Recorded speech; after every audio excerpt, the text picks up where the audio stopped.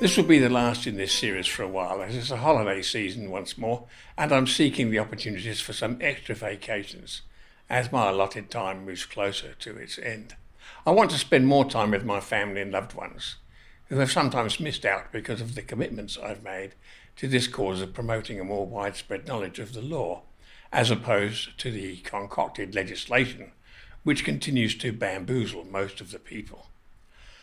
So this video will contain some brief summaries of points which I think are particularly important.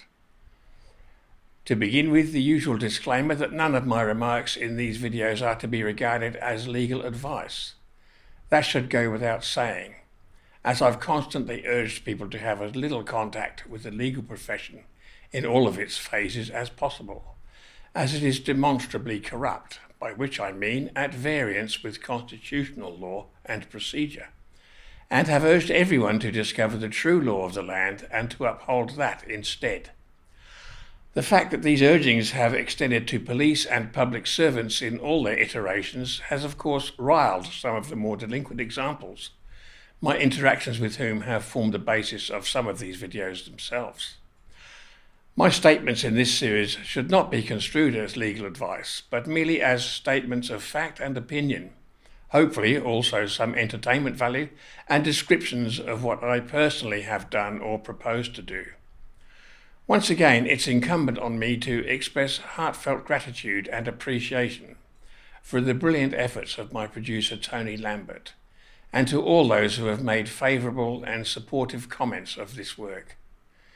This includes especially the material support of Paul and Evie and others in Adelaide, the mentoring of Fitzroy Sterling in Victoria and Will Keat in the UK, technical IT wizardry of S-Man and proposed support of Boris and the FNG group in Tasmania, to name just a few. In the future, I want to work on combining the content and themes of these videos into a book form which can be left as a statement of ideals and principles which I hope will eventually become more known and acted upon by a growing population of those who value freedom and individual liberty. So, beginning with a reference to the most recent of these talks, I remind viewers that I intimated that the police officers who invaded my home and stole my property under armed threats were not paid to think, but only to follow orders.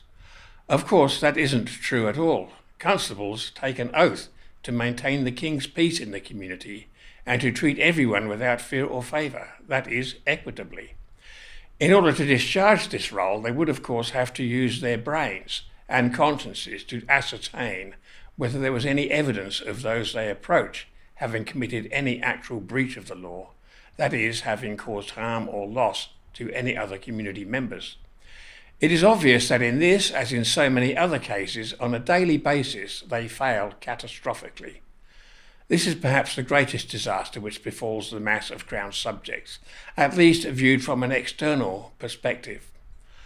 The presence of an armed contingent of those who suppose to uphold liberty, but who instead willfully defile that sacred calling to assist in the tyrannical suppression of those freedoms, is undoubtedly tragic. But it must be stressed again that those being so suppressed contribute actively to their own subjugation, by refusing to acknowledge basic facts of life and the concomitant refusal to even speak up against these injustices. Conversations with numerous people indicate that very few of them ever seriously question basic assumptions about their lives and the questions of how their basic rights ought to be framed and upheld.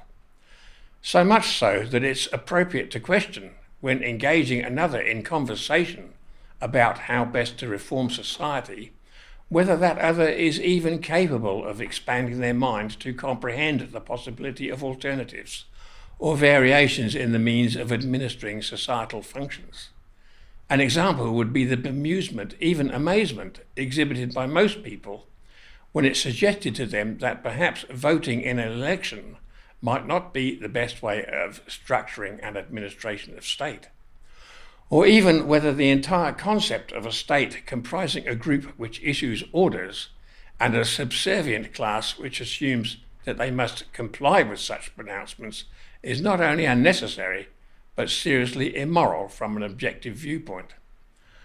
By objective, I mean capable of achieving a stated desired end, in this case, a stable, prosperous society.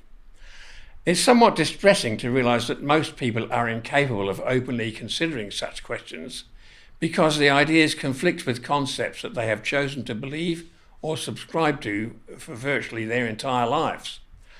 But the point exists that if someone with whom we wish to engage in such discussions is indeed incapable of the mental calisthenics required, it is basically a waste of time and effort to engage with that one in such a conversation. It becomes therefore increasingly imperative to choose carefully those with whom we engage in discussions of such principles. It's an unpleasant problem to face in that it means we must make some sort of judgment concerning the validity of trying on behalf of some people. But what is the alternative?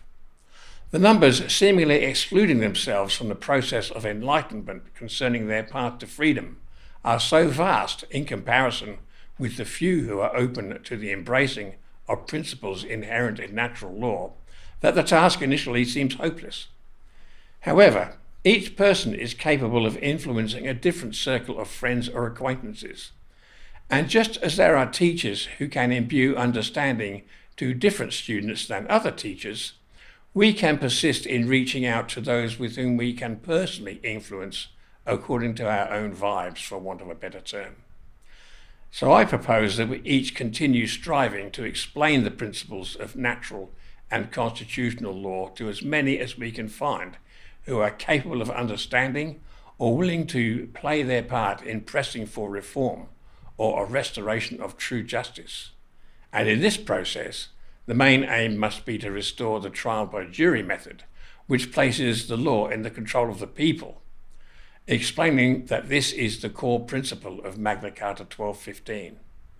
This principle is easy to understand, and when people do grasp it, they learn also the responsibility inherent in their role of upholding the law, that this is a responsibility that cannot be simply hand-passed to others without negative consequences. Always question whatever one is told by those claiming to represent authority, as there is really no such thing stemming from the will of men. All true authority exists only in nature and its laws. Enjoy the coming festive season until we meet again. And once again, thank you for watching.